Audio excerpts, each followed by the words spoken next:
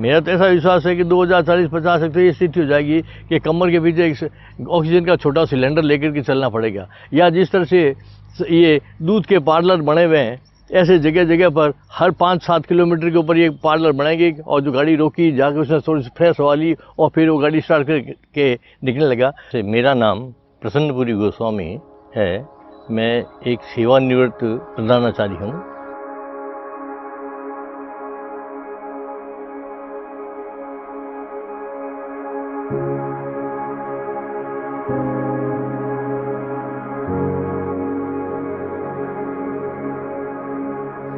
इसके साथ ही जब बचपन में इन हमारे घरों के घर से सामने ये पहाड़ जो दिखते थे, बड़े नंगे सूखे वीरान दिखते थे, तो मेरे दिमाग में एक कल्पना थी कि क्यों नहीं इन पहाड़ों के ऊपर कुछ पौधे लग जाए, हरियाली हो जाए, तो बड़ा ही सुंदर सा दृश्य दिखेगा। और ये कल्पना का जो एक स्वप्न था वो एक काफ़ी लंबे समय तक दबा रहा। पर जब 1987 के अंदर मेरा स्थानांतरण महिला बाग सीनियर हायर सेकेंडरी स्कूल के अंदर हो गया, तो उस समय स्कूल के अंदर सवेरे का ही टाइम था, 12 महीने तक। तो 12-12:30 छुट्टी होने के बाद जो एक बचा हुआ जो समय था, उस समय के अंदर मैंने सोचा क्यों नहीं इस मेहरानगढ़ के आसपास के क्षेत्र के अंदर प्लांटेशन का वृक्षारोपण का कार्य प्रारंभ किया जाए। और इसी उद्देश्य को लेकर के मैंने जहाँ जसवंतथड़ा और किला जाने वाला जो एक तिरैया है, उस मोड़ के ऊपर मैंने सबसे पहले एक पौधा लगाया, काजी से पौधा लाया। अब पानी की समस्या थी तो पास में प्याऊ थी, वहाँ से थोड़ा थोड़ा बाल्टी ला करके पानी पिलाया। और कभी देकुंड से पानी ला करके पिलाता, कभी रसोड़ा के तालाब से। इन तालाबों से धीरे धीरे एक बाल्टी पानी ला करके इनको पिलाता था।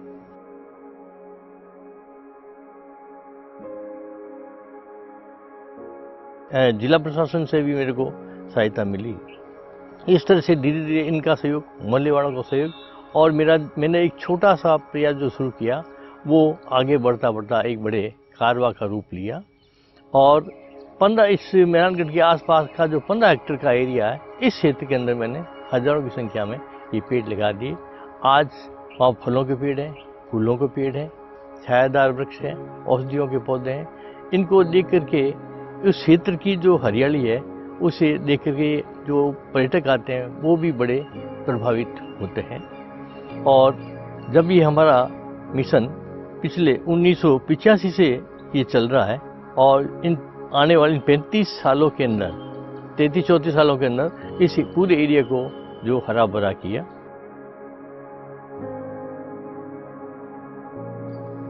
अब ये काम करने के अंदर एक कई समस्या भी आती है। ये सब अभी तक तो आपको मैंने सब अच्छा बताया।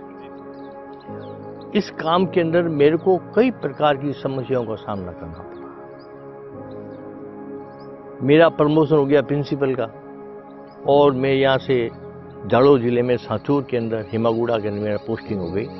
मेरा बड़ा लड़का था जो मेरी अनुपस्थिति के अंदर इस काम को देखता था, प्रमोद पुरी उसका नाम था।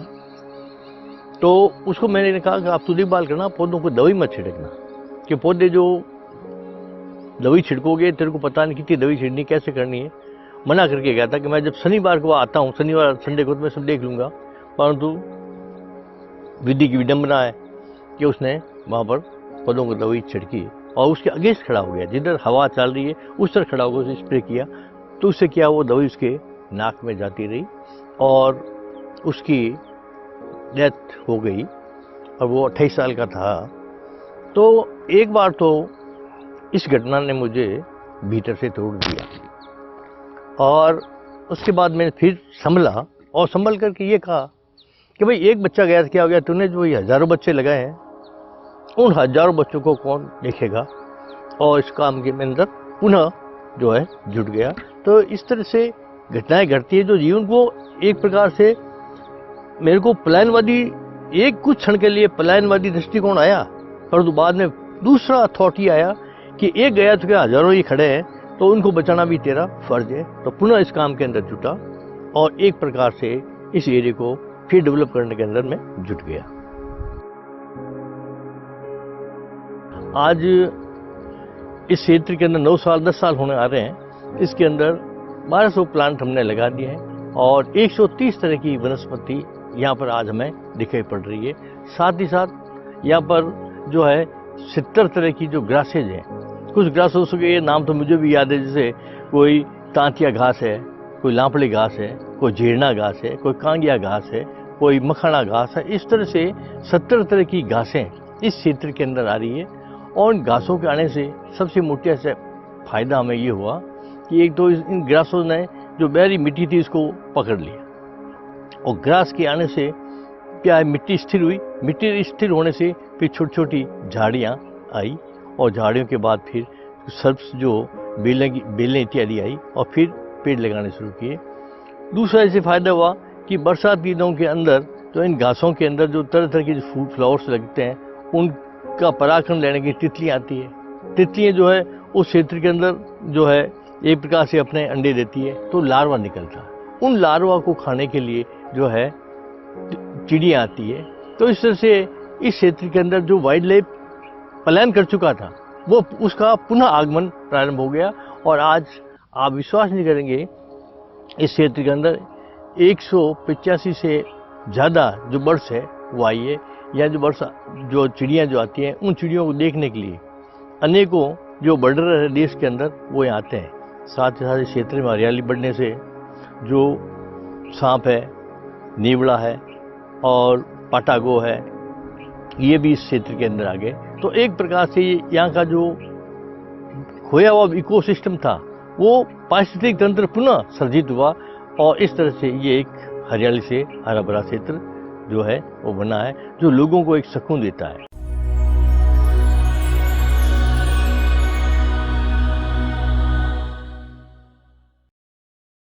करंट पर्यावरण योद्धा शो में आपका स्वागत है।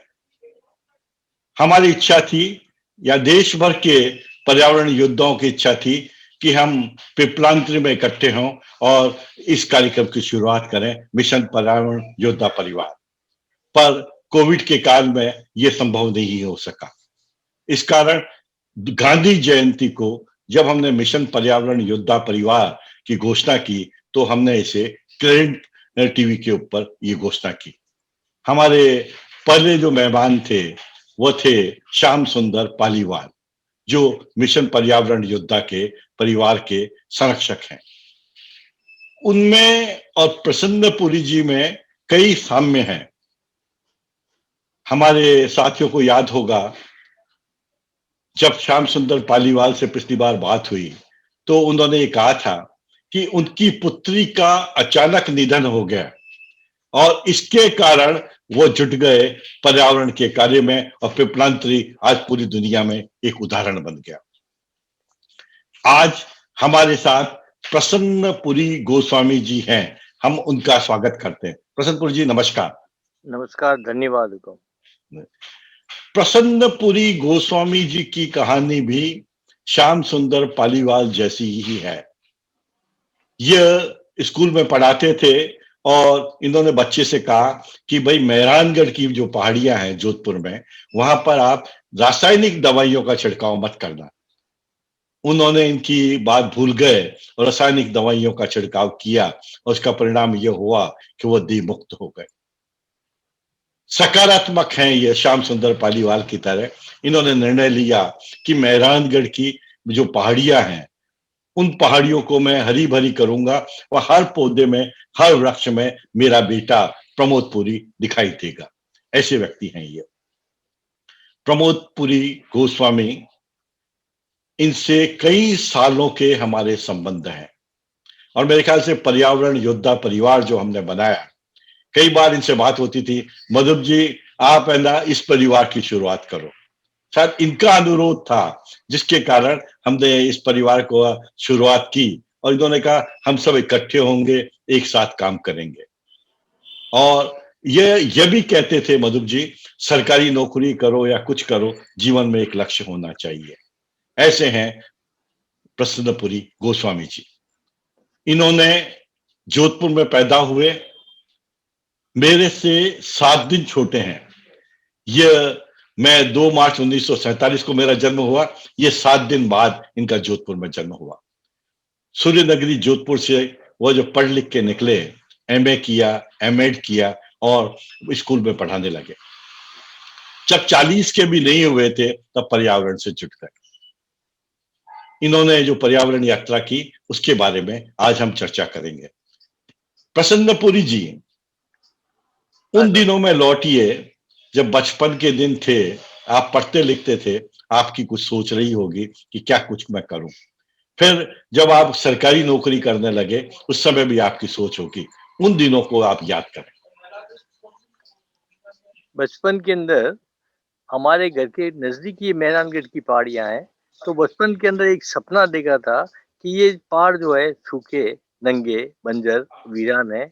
अगर इनके ऊपर हरियाली हो तो कितना ही सुंदर लगेगा।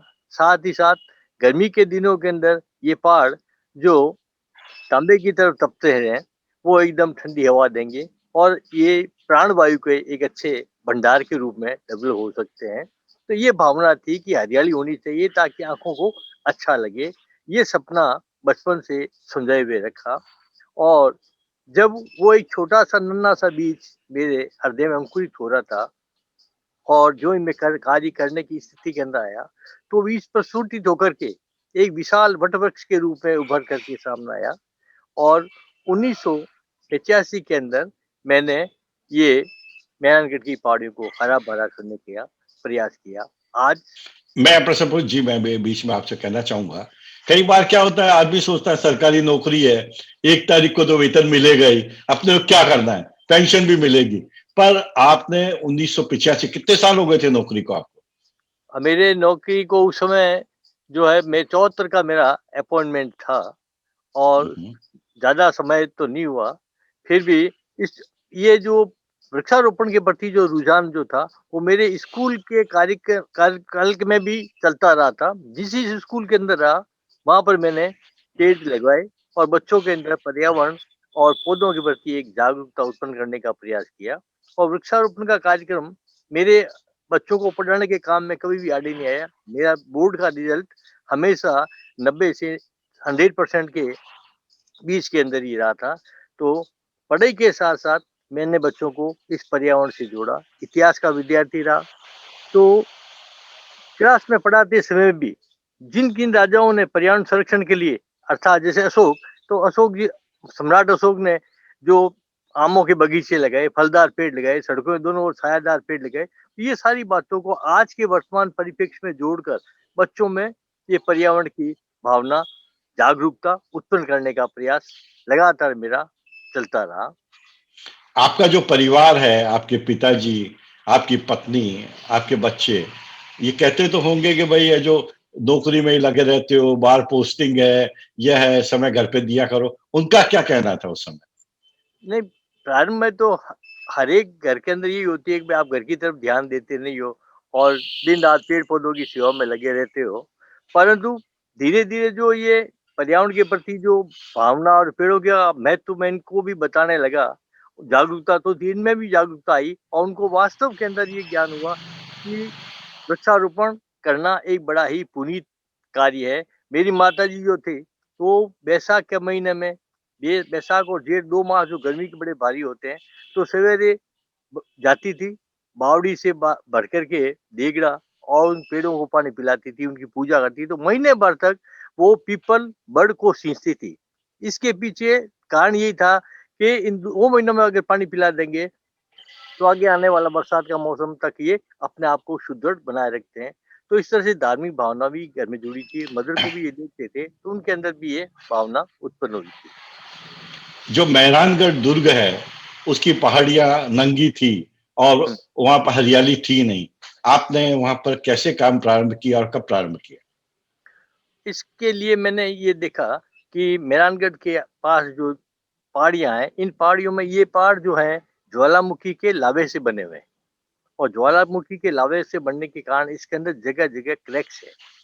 अगर इन दरारों को थोड़ा-सा खोद करके, तोड़ करके 2 ढाई फुट तोड़ करके बाहर से मिट्टी भर करके अगर इसके अंदर प्लांट लगाएँगे, तो धीरे-धीरे पानी जो उस दरार के अंदर जाता रहेगा, मिट्टी जाती रहेगी, तो जड़ उसके साथ-साथ उसके नीचे जाती रहेगी और पहाड़ को अपने हिसाब से थोड़ा-सा लूज़ करेगी और पेड़ उग सकता है। ये मेरी एक सोच थी। जो पहला पेड़ लगाया और वो पहला पेड़ बढ़ा, तो धीरे-धीरे जो पेड़ बढ़ता गया, मेरा उत्साह बढ़ता गया और एक से दो, दो से चार, इस तरह से करते करते खूब सारे पेड़ लगा दिए। तो सबसे पहले इस पहाड़ों पर पेड़ लगाने से पहले उसकी नेचर को समझना जरूरी है। पहाड़ की नेचर क्या है, उसकी प्रकृति क्या है। और साथ ही अगर मिट्टी नहीं है, थोड़ी बहुत भी है, तो वो बरसात से बह रही है, तो मैंने भू संरक्षण के लिए 30-40 जो है वो चेक डैम बनाए, सूखे चेक डैम बनाए, ताकि वो सूखे चेक डैम जो है बरसात के तेजी से बहते हुए पानी को रोक सके, और थोड़ा बहुत भी वाटर टेबल जो है वो उसकी ऊंची हो जाए, और मिट्टी भी बहने से रुक जाए। जब मिट्टी रुकेगी इस पहाड़ के ऊपर, तो धीरे धीरे जो है घास आएगी। घास के आने से क्या होगा साहब, कि उसके अंदर तितलियां आएगी, तितलियां के अंडे से लार्वा निकलेगा, लार्वे को खाने के लिए चिड़िया आएगी, चिड़िया आएगी, जिसके साथ और भी दूसरे पक्षी आएंगे। तो एक प्रकार से जो वहाँ का जो पारिस्थितिक संतुलन है और जो इकोसिस्टम है, वो एक प्रकार से जो डेवलप हो जाएगा, विकसित होगा। सूर्य नगरी जोधपुर के प्रसन्नपुरी गोस्वामी से हम चर्चा कर रहे थे। देश में जो गिने चुने पर्यावरणविद है, पर्यावरण गुरु हैं, उनमें प्रसन्नपुरी गोस्वामी का नाम है। निस्वार्थ भाव से ये रोजाना सुबह मेहरानगढ़ की पहाड़ियों में निकल जाते हैं और वहां पर कार्य करते रहते हैं। भारत ही नहीं, भारत के बाहर के लोग भी मेहरानगढ़ आते हैं और उनके कार्य को देखते हैं। मेहरानगढ़ में आपने राव जोधा उद्यान और औषधि उद्यान जो आपने बनाया, उसके बारे में जानकारी दें। तो प्रारंभ में जो मैंने जो 15 हेक्टेयर का एरिया मेरान दुर्ग के सड़क के दोनों ओर जो है, उस क्षेत्र के अंदर पेड़ लगाए। इन पेड़ों के अंदर ये रखा मैंने कि ये मेहरानगढ़ के सौंदर्यीकरण के अंदर भी अपना योगदान दे। तो इस तरह से ज्यादा जोर जो है मैंने फूलों के पौधों पर दिया, ताकि कोई पर्यटक आए तो उसको रंग बिरंगे फूल दिखे। और नीचे एक जलकुंड भी बनाया बहुत बड़ा, उसके अंदर 8-10 तरह के मैंने कमल के जो पौधे डाले, और वो फूल खिलते रहे थे। और बाद में 8-10 साल बाद ये हुआ कि लोगों ने धार्मिक जो पूजा के फूल और ये कुमकुम पत्रियां और तरह तरह के टूट के उस पानी में डालने शुरू किए, तो पानी गंदा हुआ, पौधे खराब होने लगे। तो फिर मैंने उसको मिट्टी से पाट कर उसके अंदर गुलाब लगा दिए। 100-150 तरह की पौधे गुलाब के लगा दिए, इसमें कम से कम 40 वैरायटी के फ्लावर गुलाब के फूल जो है आज भी रंग बिरंगे फूल उस क्षेत्र के अंदर खिलते हैं। तो सड़क के पास से निकलने वाला हर व्यक्ति इन फूलों को देखकर बड़ा आकर्षित होता है। तो ये जो हमने कम से कम इस क्षेत्र के अंदर 40,000 के आसपास जो है ये पेड़ लगाए हैं। और 2008 में जब मेरा सेवानिवृत्ति हो गई, तब मैंने सोचा कि वन विभाग की जो भूमि देवकुंड वन खंड जो हमारे नजदीकी है, वहां पर अतिक्रमण हो रहा है, और ये पहाड़ी अतिक्रमण के जद में चली जाएगी। तो उस प्रसन्नपुर जी, बीच में मैं एक सवाल पूछना चाहूंगा। हुक्म। जो जमीन, जो पहाड़ियां थी, उन पे तो हम्म, आपका अधिकार नहीं था। कई हम्म, बार अपन सरकारी भूमि पर, पहाड़ियों पर काम करते हैं, लोग आपत्ति करते हैं। फिर आपकी परियोजना भी इतनी बड़ी थी कि जब तक टीम नहीं हो तब तक कार्य नहीं हो सकता। मुझे याद है कि जब मैं एक बार जोधपुर आया था आपके कार्यक्रम के अंदर, तो जोधपुर के पूर्व महाराजा ने बहुत सहयोग दिया। तो आपने जो ये काम प्रारंभ किया, उसमें किनका सहयोग रहा, क्या स्थितियां रही? मैंने जो प्रारंभ में काम किया, तो उसके अंदर इस प्रारंभ में तो ये लोगों ने फप्तियां कसी कि जमीन पे कब्जा करेगा, प्लॉट काटेगा।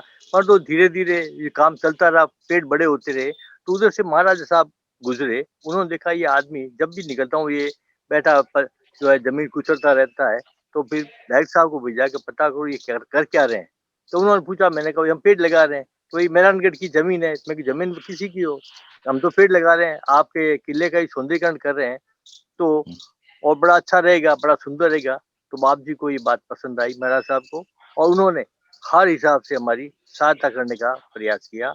आज भी उनकी की तरफ से 2 व्यक्ति जो है वो पेड़ों को पानी पिलाने के अंदर उनकी सेवाएं दी जा रही है। साथ ही साथ जिला प्रशासन ने भी ये काम को देखा, तो फिर कलेक्टर साहब और कमिश्नर साहब और कई एमएलए वगैरह आए, उन्होंने देखे, उन्होंने अपने हाथों से पौधे लगाए। तो उन्होंने भी 30 काम के अंतर्गत जिला कलेक्टर ने भी सहायता प्रदान की, वन विभाग में ने भी सहायता दी, और कुछ जो हाथ जो है वो सामाजिक संस्थाओं के अंतर्गत मंडोल मंडी व्यापार संघ के अध्यक्ष ने भी अपने हाथ से पौधा लगाया और वहां पर कुछ सहायता उन्होंने दी। तो इस तरह से थोड़ा थोड़ा करके लोगों की सहायता मिली और इस सहायता के द्वारा इस राजोदा प्रकृति उद्यान को जो है हमने एक प्रकार से हरा भरा कर दिया और एक प्रकार का ये जोधपुर शहर के लिए एक मॉडल है।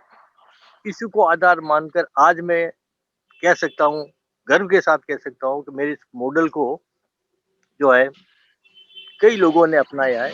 मंडोर के अंदर एक जगह है पूंजा नदी, तो वहाँ के लोगों ने भी इसी तरह पहाड़ी के अंदर प्लांटेशन किया और उसको हरा भरा करने का प्रयास करें। एक और पर्यावरण प्रेमी है मेरे जैसे ही आदमी, ये समर्पित भाव से करने वाला सुभाष गहलोत, जिसने 8-10 हजार पेड़ लगाए हैं।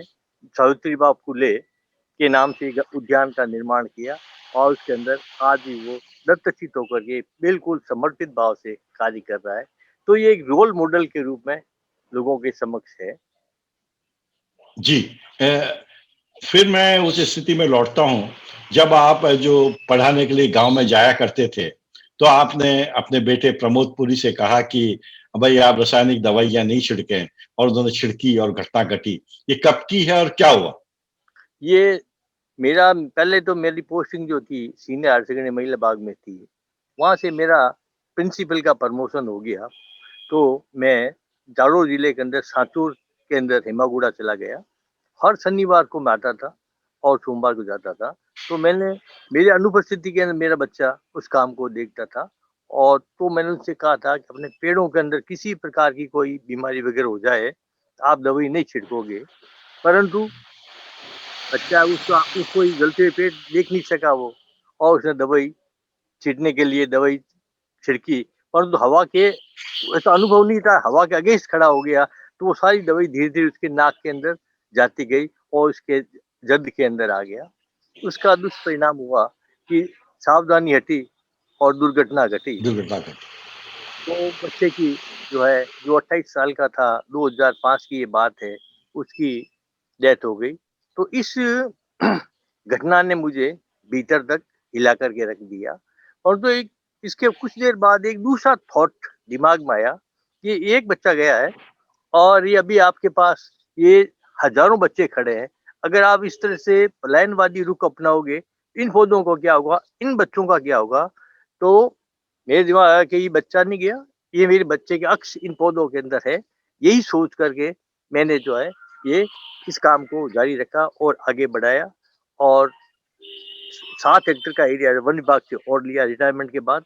वहाँ पर मैंने औषधीय पौधे लगाए ताकि लोगों को समय मिलने पर छोटी-मोटी बीमारी के लिए उन पौधों का भी उपयोग कर सकें और अपनी छोटी-मोटी भी घरेलू इलाज के अंदर वो काम आ सके। इस तरह से 130 तरह की वैरायटी जो है किस्मों के पौधे, 1200 पौधे इस क्षेत्र के अंदर लगे हैं और आज कई स्कूलों के बच्चे, कॉलेज के बच्चे, आयुर्वेद यूनिवर्सिटी के बच्चे, आईएफएस की जो टीमें हैं वो आती है और ये अपने वन विभाग के द्वारा जो ट्रेनिंग स्कूल के अंदर जो फॉरेस्टर को जो ट्रेनिंग दी जाती है, गार्ड को ट्रेनिंग दी जाती है, वो सभी आते हैं। आकर के इस वनस्पति का निरीक्षण करते हैं कि किस तरह से पहाड़ों के अंदर वृक्षारोपण कर उनको हरा-भरा बनाया जा सकता है।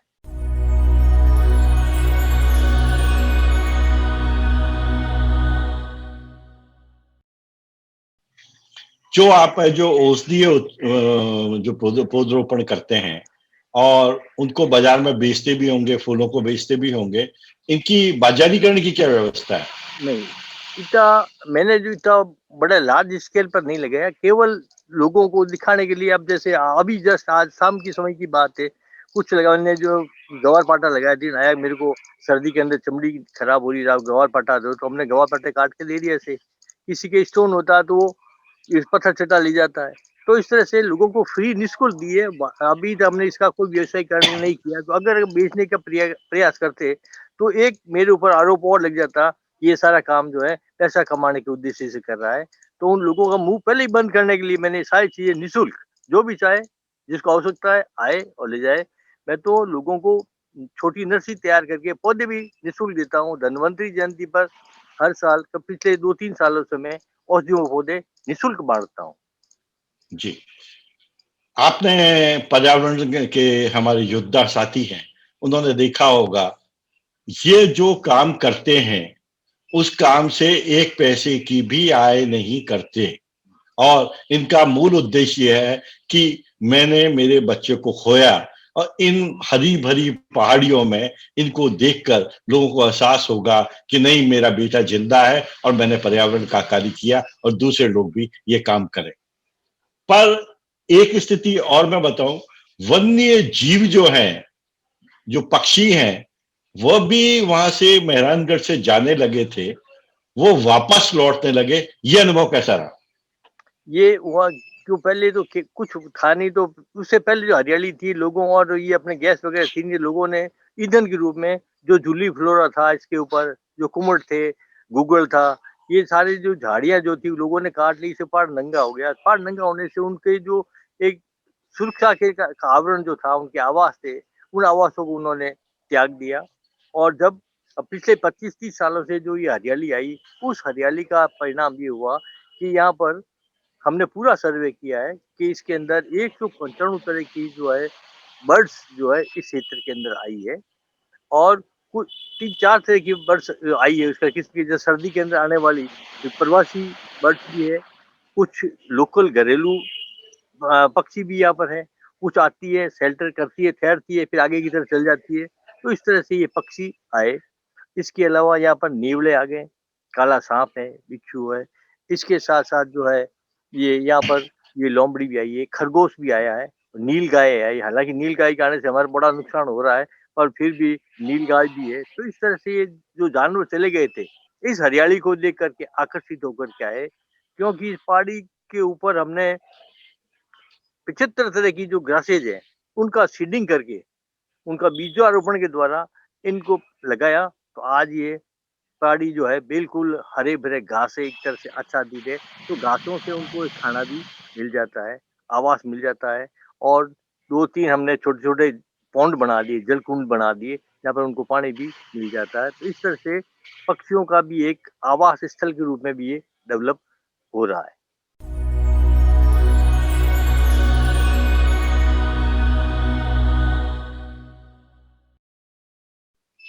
हम बात कर रहे हैं सूर्य नगरी जोधपुर के पर्यावरण संत प्रमोद पुरी गोस्वामी से। गोस्वामी जी ने एक नई जीवन रचना की, काम किया जिंदगी भर, इसके बाद सिर्फ समाज के लिए काम करेंगे और चुपचाप ये काम करते रहते। ये बात दूसरी है कि अगर कोई जोधपुर जाए तो इनके घर पर पहाड़ के नीचे है, वो जरूर आता है, ये देखता है। अगर आप जोधपुर जाकर मेहरानगढ़ में इनके काम को नहीं देखेंगे तो सूर्य नगरी जोधपुर की यात्रा व्यर्थ हो जाएगी। आपने जो पक्षी आते हैं वो भारत के ही आते हैं, कितने आते हैं, विदेशों के पक्षी भी आते हैं? हाँ, विदेशों विदेशों में भी पक्षी आते हैं, भारत के भी आते हैं। जैसे अब दक्षिण अफ्रीका के बच्चे ने फ़ोटो खींची जो मेरे पास है, वो तो लगाई नहीं मैंने। उसके अंदर जो है वो सफ़ेद कौवा जो है, उसकी फ़ोटो वो खींच के लाया। वो कौवा आया था, पर थोड़े दिन ठहरा, फिर वो चला गया। तो इस तरह से बाहर के पक्षी भी आते हैं इसके अंदर। जी। और अ, हाँ, आपके कितने बच्चे हैं अब? मेरे तो अभी पहले 2 लड़के, 1 लड़की थी। लड़की है, हम्म। जैसे एक बच्चे की डेथ हो गई, अब एक लड़का जो मेहरानगढ़ के अंदर जो है, वो अ डेज़र्ट प्लांट का जो अच्छा जानकार है, और उसने रावजोधा डेज़र्ट पार्क के अंदर ये काम कर रहा है। अच्छा पार्क उन्होंने डेवलप किया है। और बच्ची जो है वो गणित के अंदर वरिष्ठ अध्यापिका है, और यहाँ पर फतेहपुर के अंदर इसकी नौकरी है, मैथमेटिक्स की टीचर है। ये 2 बच्चे आप हैं। जो पर्यावरण संरक्षण का काम करते हैं उसमें आपका परिवार का भी साथ मिलता है क्या? हाँ, तो बच्चे बच्चे दोनों भी उसी के अंदर लगे रहे, बचपन से भी उसके अंदर लगे हुए। इससे वो अगर दूसरे बच्चे को भी इन पेड़ पौधों के प्रति लगा हुआ, तो आज उसके इस स्पेशलाइजेशन जो है डेजर्ट प्लांट के बारे में पूरा हो गया। और उसने दुर्लभ दुर्लभ रेगिस्तानी पौधों का संरक्षण उस क्षेत्र के अंदर मेहरानगढ़ के द्वारा जो विकसित जो है रावजोधा डेजर्ट पार्क, उसके अंदर किया। और वहाँ जो किले की तरफ से जो नर्सरी बनी बनी है, उस नर्सरी नर्सरी के अंदर ये सारे पेड़ पौधे ला करके, सीड बैंक इत्यादि सारी वहाँ पर बनी हुई है। आपने अपने बेटे प्रमोद पुरी की स्मृति में एक पुरस्कार भी आप देते हैं हर वर्ष, और हमारे जो मिशन पर्यावरण योद्धा परिवार के संरक्षक हैं पालीवाल जी, श्याम सुंदर जी पालीवाल, उनको भी आपने सम्मानित किया। ये पुरस्कार आपने कब प्रारंभ किया और ये अनुभव कैसा रहा? बच्चे ने इतना अच्छा काम पर्यावरण संरक्षण के लिए किया, तो उसकी याद को स्मृति को बनाने के लिए, लोगों में उसकी भावना को पहुंचाने के लिए मैंने 2008 के अंदर प्रमोदपुरी गोस्वामी पर्यावरण संरक्षण पुरस्कार 5,000 का प्रारंभ किया।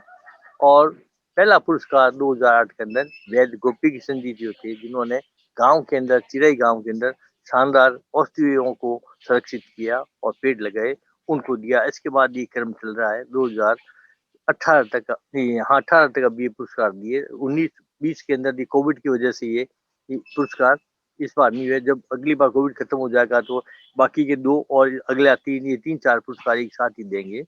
इसके अलावा वीर दुर्गादास राठौड़ स्मृति समिति को 1 लाख रुपया हमने दिया कि इसके ब्याज से बच्चे के नाम से जो है पर्यावरण के क्षेत्र के अंदर पुरस्कार दिया जाए।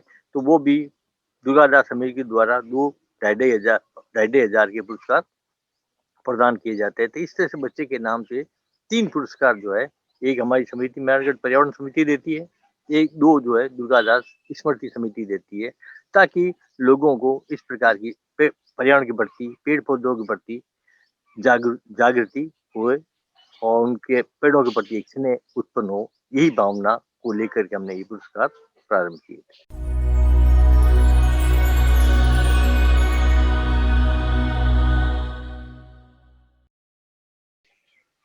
पर्यावरण योद्धा साथियों, जब मिशन फार्मर साइंटिस्ट परिवार की शुरुआत हुई थी, तब यह था कि जीवन भर सिर्फ यही काम करेंगे। प्रसन्नपुरी जी मिले, श्याम सुंदर पालीवाल मिले और लगने लगा कि कितने मिशनरी पर्यावरण योद्धा हैं। अगर उनकी जानकारी भारत में और भारत के बाहर पहुंचे तो हमारे युवक जो कि आत्ममुग्ध होकर कैसे कमाई करें, कैसे लाभ करें, उससे हटके मिनखपन के लिए करें, उन लोगों से मिलवाया जाए। और इसी का परिणाम है ये क्रेडेंट टीवी के मंच से हमने मिशन पर्यावरण योद्धा परिवार की शुरुआत गांधी जयंती से की और उन्होंने हमारा एक विशेष कार्यक्रम मिशन पर्यावरण योद्धा प्रारंभ किया, जिसके दूसरे शो में आप प्रसन्नपुरी गोस्वामी जी से मिल रहे हैं। प्रसन्नपुरी जी, मेहरानगढ़ की पहाड़ियों में आपकी और क्या सोच है कि और क्या करना है? मेरी तो यही सोच है कि इन पहाड़ियों के ऊपर एक तो अतिक्रमण नहीं हो, और इस पहाड़ी से निकलने वाला जो पानी है वो किसी न किसी वाटर बॉडी में जाए। जैसे हमारा जो राजोदा प्रकृति उद्यान तथा ये औषधि उद्यान, इसका जो जल ग्रहण क्षेत्र है इसको हमने विकसित किया। इसका फायदा ये हुआ कि किले की बैक साइड के अंदर 2 तालाब हैं, रानीसर और पदमसर। इन रानीसर पदमसर के तालाबों के अंदर पानी आराम से जाता है, उनकी नहरें सुरक्षित हो गई और पानी भी आराम से जा रहा है। और तो इस तरह से जल जल संरक्षण का भी कार्य एक अच्छा हो सकता है। और साथ ही साथ जो पेड़ लगे हुए हैं उनको काटे नहीं और दूसरे लोगों को पेड़ों को लगाने के लिए प्रेरित करना, ये भी एक हमारा उद्देश्य रहा। और हमारे काम को देख करके महाराजा साहब ने भी एक बहुत बड़े किले की बैक साइड के अंदर एक बहुत बड़े महाराज साहब का पूरा नाम क्या है? महाराजा अग्रसिंह जी, जी। महाराजा अग्रसिंह सिंह जी ने पीछे का जो किले की बैक साइड के अंदर जो क्षेत्र बचा हुआ कोर्ट के अंदर आया हुआ, उसको और जसवंत थड़े तक का कुछ इलाका यहाँ पर वृक्षारोपण कर जो है इस पूरे बेल्ट को हरियाली से आच्छादित कर दिया। आज का ये सुखद परिणाम है। 1,000 आदमी सवेरे 5 बजे से 8 बजे तक इस क्षेत्र के अंदर घूमने के लिए आते हैं, सुबह और शाम, ताकि आज इस प्रदूषित वातावरण जोधपुर जो अभी इसके अंदर येलो जोन के अंदर आ गया है, नहीं ऑरेंज जोन के अंदर आ गया है, तो लोगों को एक शुद्ध प्राणवायु मिल सके और कोविड के अंदर अपने फेफड़ों को बचा सके, यही हमारा एक उद्देश्य रहा कि अधिक से अधिक आप प्राणवायु जी, मिलेगी। जी।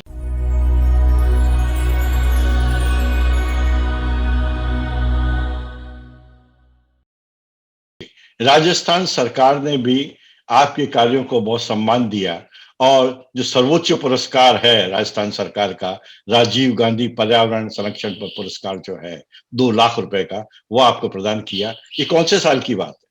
ये पर्यावरण संरक्षण पुरस्कार राजीव गांधी का ये हमें 2012 के अंदर दिया गया। और इससे पहले भी 1995 के अंदर राज्य का पहला वृक्ष वर्धक पुरस्कार भी मिला। 1999 के अंदर अमृता देवी बिश्नोई 25,000 का पुरस्कार भी दिया गया। और 97 के अंदर बेस्ट टीचर का अवार्ड भी मेरे को राज्य स्तर पर दिया गया। तो ये सारा मेरा नहीं है, ये तो सारे पर्यावरण के प्रति एक समर्पित कार्य का पुरस्कार है। इसको देकर दूसरे लोगों को भी प्रेरणा मिलेगी और ये 2 लाख का पुरस्कार जो मेरे को मिला, वो मैंने घर में काम में नहीं लिया। औषधि उद्यान के विकास के अंदर इस पैसे को मैंने खर्च किया और यहाँ के मुख्यमंत्री 2 बार यहाँ पे आकर के अशोक गहलोत 2 बार आकर के उन्होंने वृक्षारोपण किया है और आज भी लोगों के सामने तारीफ करते हैं कि मैं तो ये कह रहा था कुमार साहब ऐसे पौधे लगा रहे कुछ जिंदा नहीं रहेंगे और बाद में जब ये आए तो उनका वास्तव उन्होंने पहाड़ी का रूप बदल दिया। आज भी सब जगह इसकी बात चर्चा वो करते हैं जब भी पर्यावरण की बात चलती है। जी। आप पर्यावरण योद्धा साथियों, जो कार्य ये करते हैं उस कार्य को आप इस प्रकार देखें। जब पहले अपने पारीवाल जी की कहानी सुनी, अब प्रसन्नपुरी जी की कहानी सुनी, जब आप इनसे मिलेंगे तो आपको लगा एक साधारण सा व्यक्ति है, अपने बारे में कुछ बताता ही नहीं है। पहाड़ के नीचे छोटा सा घर में जाएंगे, चाय पिलाएंगे आपको। मेरा भी अनुभव ये रहा और इसके बाद आपको पहाड़ी के ऊपर ले जाएंगे, उस अनुभव को साझा करेंगे। पूछें आपने क्या किया? भाई मैं तो साधारण सा इंसान हूं। ऐसे मिनक को सलाम करते हैं हम। और सूर्य नगरी जोधपुर राजस्थान और इस देश का सौभाग्य है कि इस देश में प्रसन्नपुरी गोस्वामी जैसे पर्यावरण योद्धा मौजूद है। एक मन में और आती है प्रसन्नपुरी जी, अलग अलग जगह पर लोग काम करते हैं। कई लोग होते हैं चुपचाप काम करते हैं, जैसे आपने 2 लाख का मिला और आपने वहीं पे खर्च कर दिया। कई लोग होते हैं पुरस्कारों के लिए और सम्मान के लिए, आत्ममुक्तता के लिए काम करते हैं। वे कहते हैं कि भाई देखो, अपन तो ये स्थिति है, कहीं मुख्यमंत्री के वो लगा दो पौधा, कहीं वहां लगा दो, फोटो खिंचवा दो। मैंने कभी भी इतने सालों में ये अनुभव नहीं किया कि आपने अपने प्रचार के लिए कभी किसी को कुछ कहा हो। मेरे को तो कभी आपने नहीं कहा।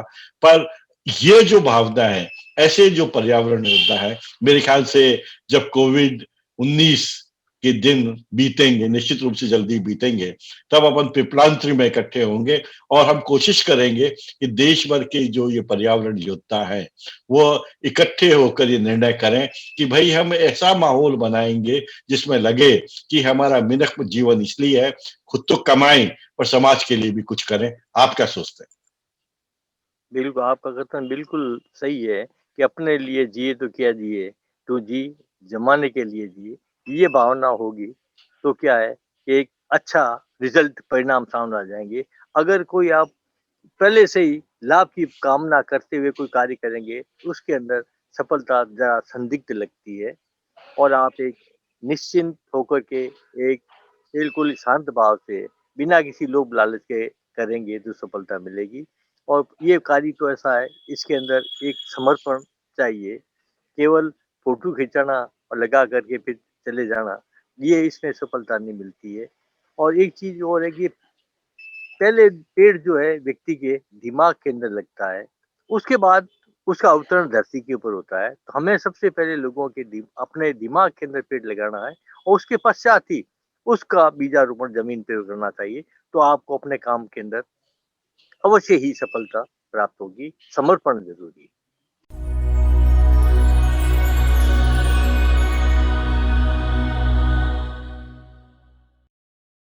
प्रसन्नपुरी जी, अब गांव ही नहीं, शहरों में भी लोग बाग हरियाली की तरफ ध्यान देने लगे हैं, जैविक खेती की तरफ ध्यान लेने लगे हैं। छत पर बागवानी, अपने घर में पौधे लगाना, ऐसे ही और भी छोटी छोटी कोशिशें करनी जिससे कि जिंदगी अच्छी हो सके। तो आपका इन कार्यों के लिए अन्य साथियों को क्या कहना है? संक्षेप में बताएं। मेरा तो यही कहना है कि आप तो अगर कहीं पर भी ज़्यादा अगर आपके शहरों के अंदर छोटे-छोटे मकान होते हैं और कंक्रीट के मकान है, परंतु आप 4 गमले ही लगाओ, तो जो दिन भर के अंदर आपने अपने शरीर से जो कार्बन निकाला है, वो कार्बन तो कम से कम शुद्ध हो सके। तो आप गमले लगाओ, जहाँ भी गली मोहल्ले का कोना कोई खाली खाँचा मिल जाए, वहाँ पर लगाएँ। तो इस तरह से जो है शहरी और क्षेत्र के अंदर जो शहरी पॉकेट के अंदर शहरी वनों का अपन निर्माण करें और छोटे-छोटे बगीचे लगा करके हरियाली से आच्छादित करेंगे, तो क्या है कि प्राणवायु के अंदर वृद्धि होगी। नहीं तो आज दिल्ली के अंदर क्या स्थिति हो रही है, साँस लेने के अंदर साँस लेना भी आज दुभर हो गया है। तो प्राणों को बचाना है, फेफड़े को बचाना है तो हमें ज़्यादा से ज़्यादा वृक्ष लगाना है, लगाकर उनकी रक्षा करके पाल-पोस के बड़ा करना है। केवल ज़मीन में डाल के फ़ोटो खिंचा के नहीं छोड़ना है, हमें समर्पित भाव से उसको पाँव पर खड़े करना है उस वृक्ष को।